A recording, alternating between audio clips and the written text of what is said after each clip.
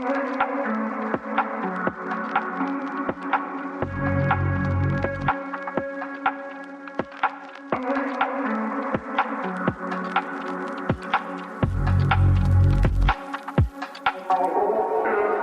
and welcome back to another episode of the Grow Through It podcast.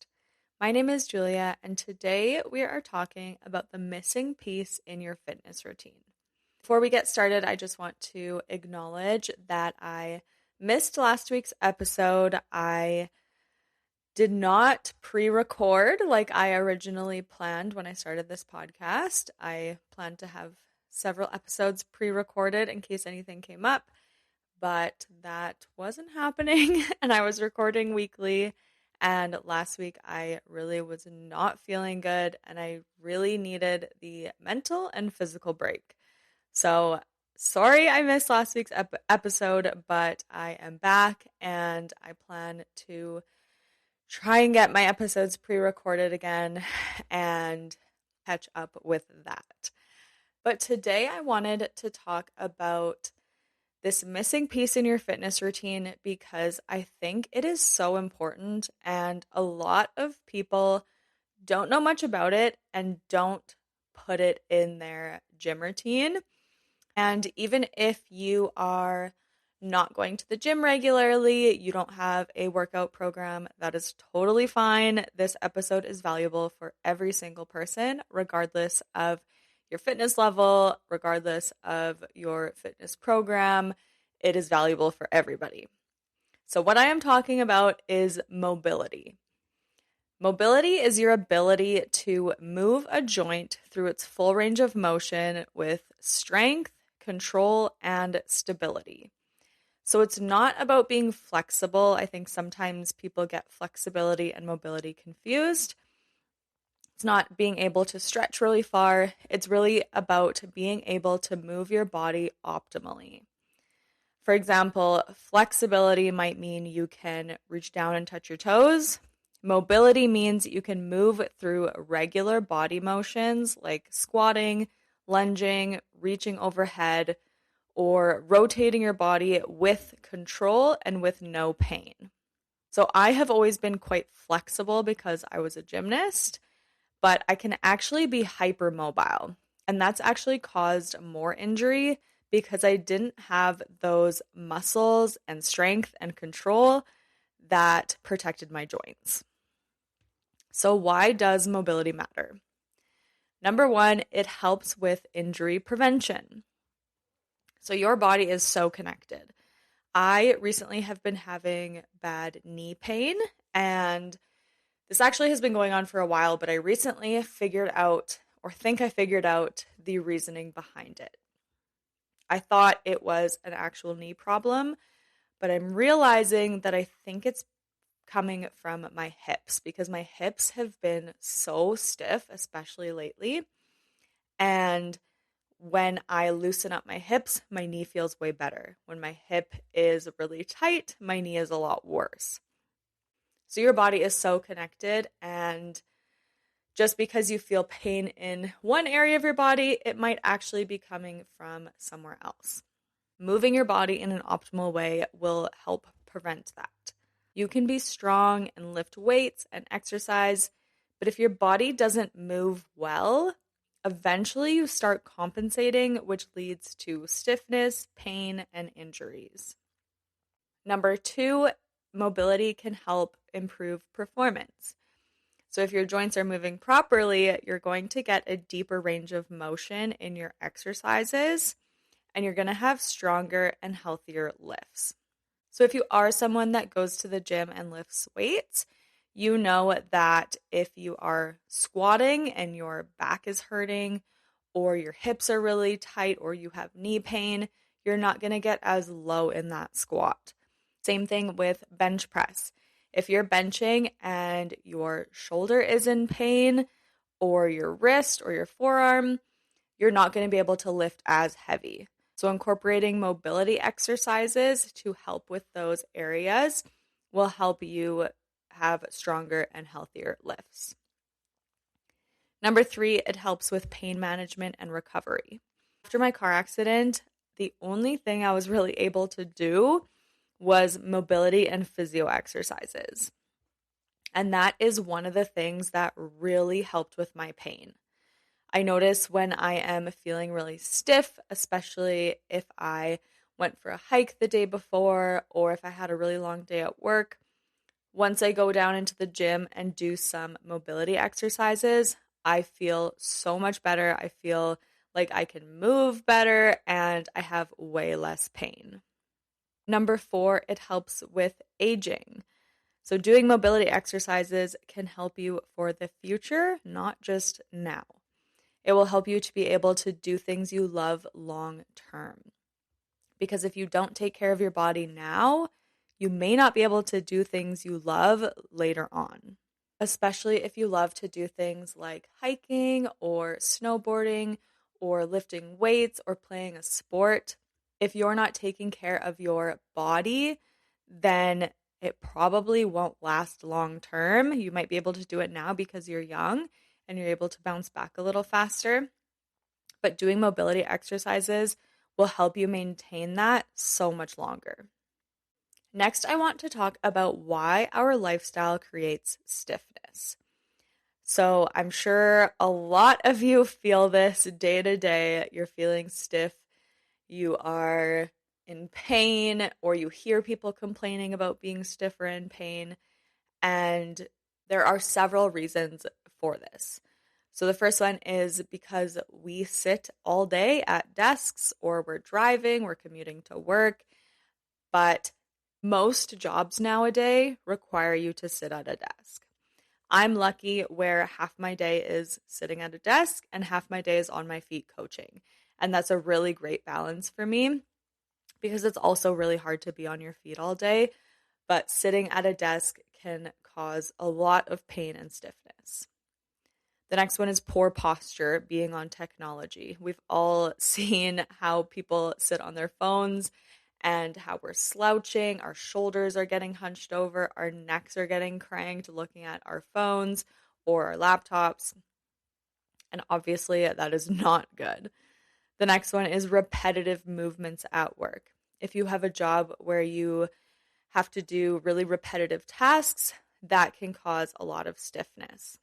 This is such a small example, but when I used to work at a drugstore, I would stock shelves and I had a bit of a shoulder injury at the time. It wasn't terrible, but at that job, I had to stock shelves and it was constant motion of taking something off the tray and putting it up on the shelf. And that hurt my shoulder so bad. So it can be really like mundane tasks that you don't even realize, but it can cause a lot of stiffness and pain. And the last one is we just don't move the way humans used to. Our lifestyles today are so different from what they used to be, and it's hard for our bodies to adapt to that. So mobility isn't something just extra to add to your routine. It's really about quality of life. It helps you be able to squat down and stand up, carry groceries, play with your kids or your grandkids, get up off the floor, reach overhead without pain.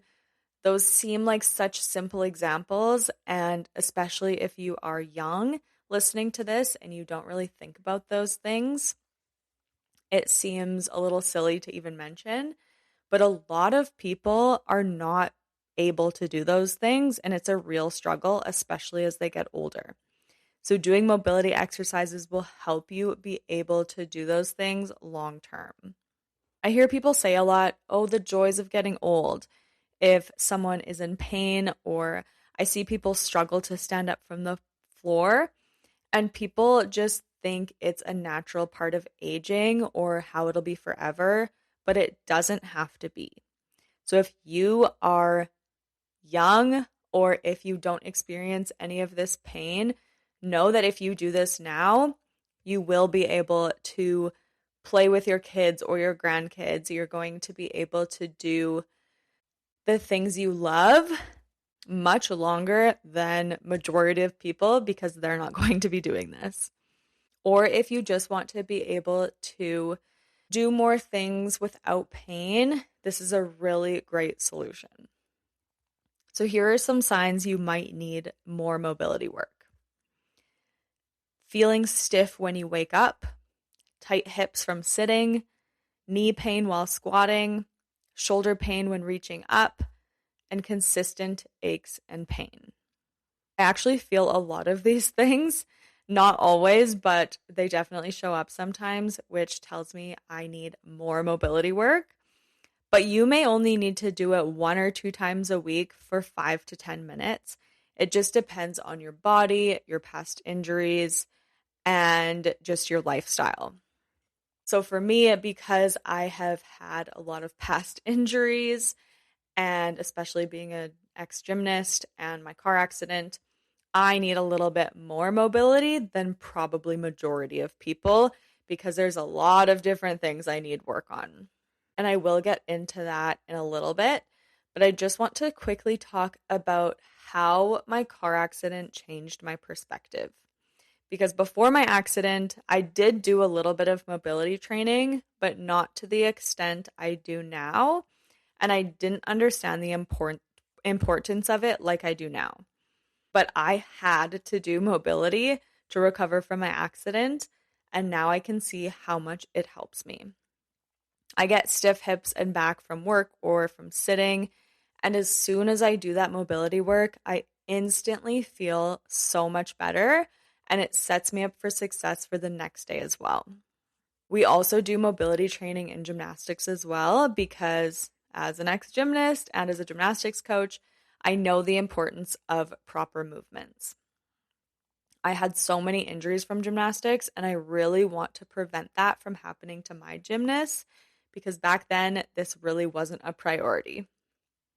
So the areas I personally focus on are my hips, back, ankles, knees, and shoulders. Now this may be different from you.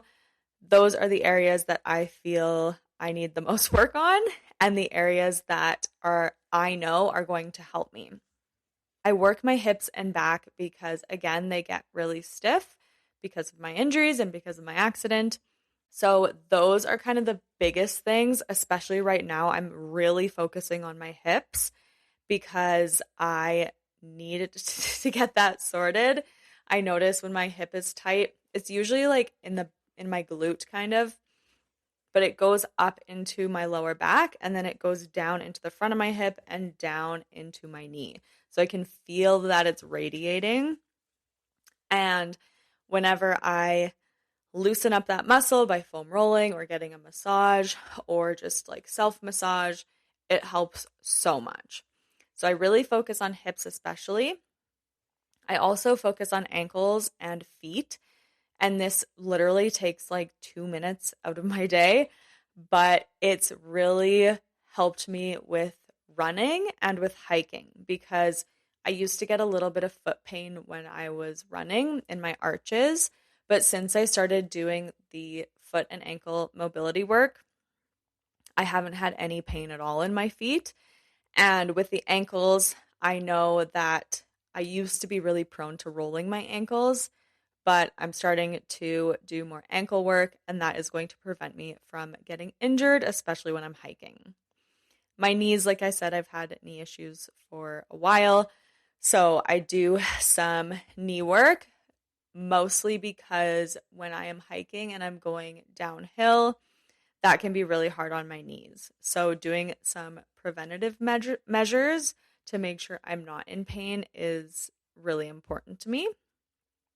And then shoulders, I've had past shoulder injuries. I tore my right shoulder years ago.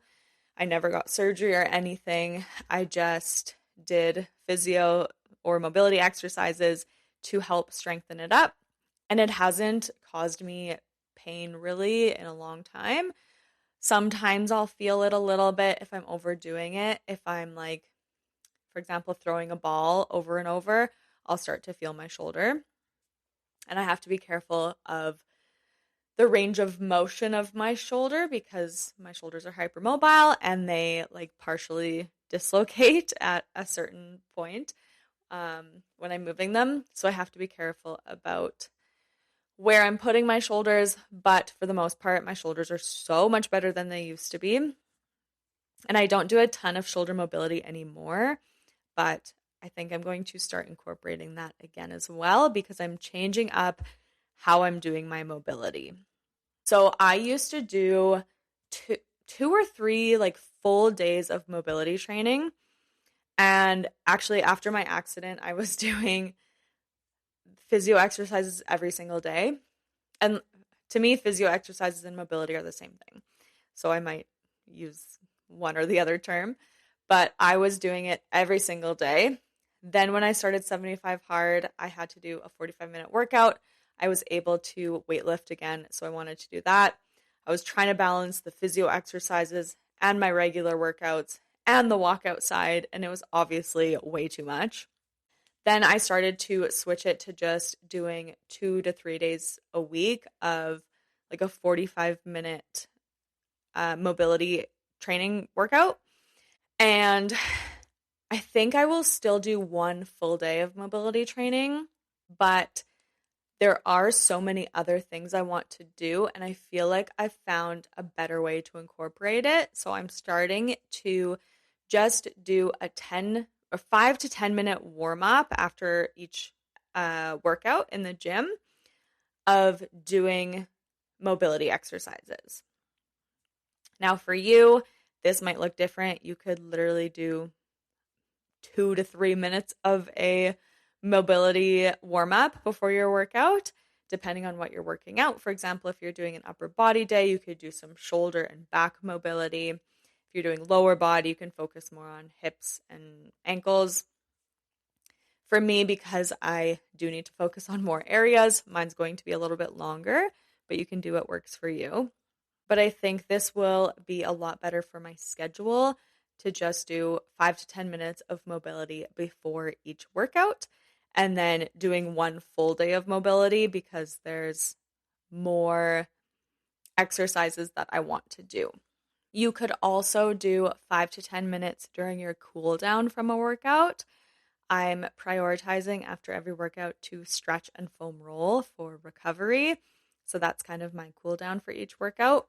You can also incorporate this throughout your day. You can do it while watching TV, when you get up in the morning. You can do ankle circles while you're standing in line, and just finding time throughout your day to incorporate it. So there's plenty of resources online. I found some really good mobility exercises on TikTok or Instagram. I highly, highly recommend looking at Knees Over Toes.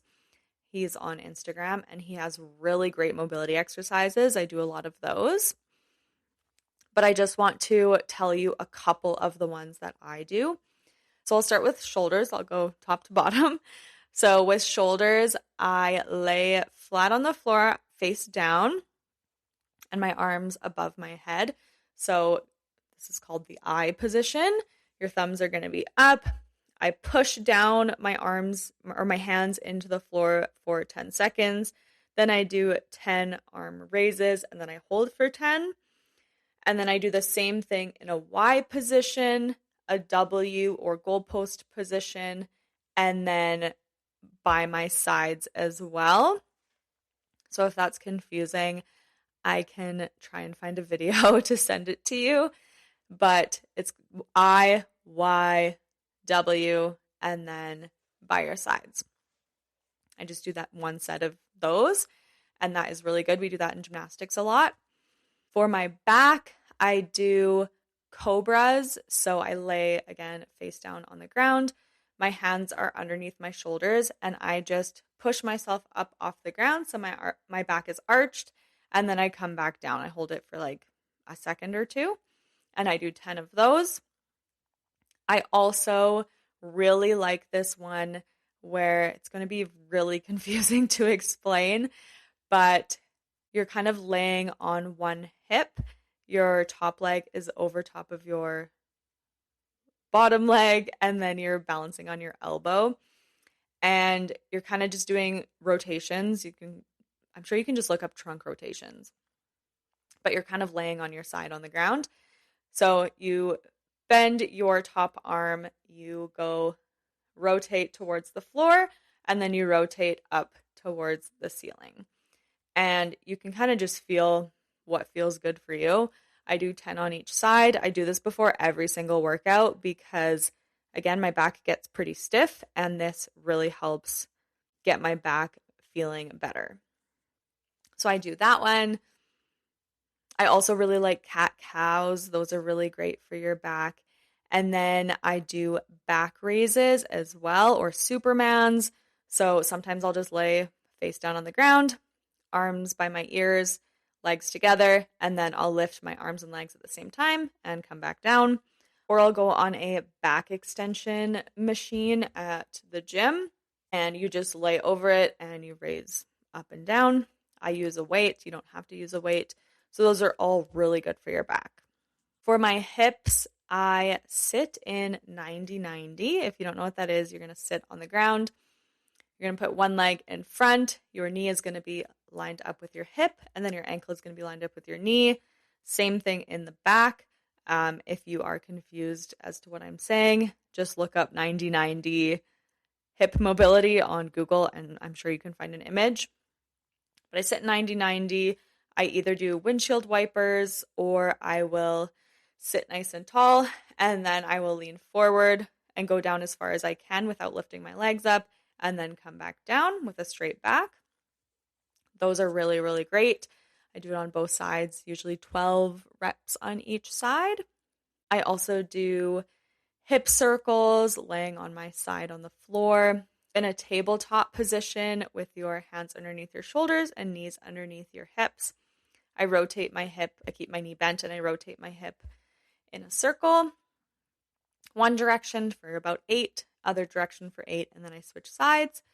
There's also some banded hip exercises that I really like as well. Some internal rotations that I got from my physio. There's so many options with hips. And then for knees, I really like knees over toes step downs. Now, knees over toes used to be frowned upon when I went to school for personal training. They told us never let your client put their knees over their toes. But we've come to learn that it's actually really beneficial because it's a movement that you're going to experience lots in your life, especially with me when I'm hiking. Your knees are going over your toes when you're going downhill. And it's really good to strengthen those muscles and that movement pattern. So you can go just on your stairs. You're going to put one foot on your stairs, and you're just going to bend that knee that's on the stairs and kind of touch your foot down onto the next step and then back up, getting your knee to go over your toe. That one's really great. I also do one where I attach a band around something and put it on the back of my knee. I step far away so that there's tension on the band, and then you're just bending and straightening your leg. That's a really good one to strengthen up your quads. And then tibialis raises are really great for your knees. So you can do this with a weight, or you can do it standing if you don't have something to do it with a weight. You can do it standing against a wall. So you're going to stand with your back against a wall. You're going to walk your feet out a little bit and then just lift your toes up and come back down. So it's kind of like a calf raise, but the opposite. You're going to lift your toes up. For ankles, you can literally just balance on one foot for a minute each foot. That's what I do. I also do some banded work with my ankles. I will attach a band around something, put it around my feet, and then point and flex my feet. So the band is around the front of my feet, and I bring my toes towards my face and then come back down. And then I also do it the opposite way, where I sit the other direction and the band is around the back of my feet and I point my toes down away from me. So I know that's a lot, but you definitely don't have to do all of that. You can also just choose one day a week for each muscle group you want to work on.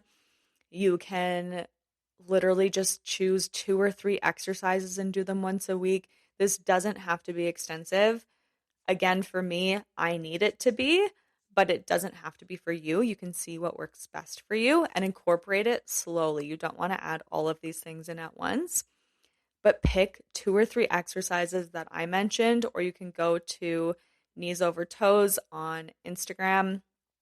I think it's Knees Over Toes Guy on Instagram. I will link it in the show notes. And just choose 2 or 3 exercises and do it one time this week and just see how you feel.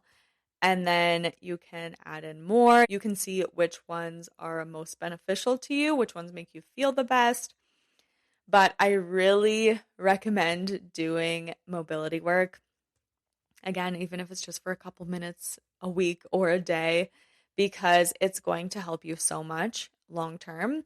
And if you want to keep doing the things you love, if you want to keep going for hikes, if you want to keep playing the sport you play, if you just want to be able to run around when you have grandkids, then mobility work will be your best friend.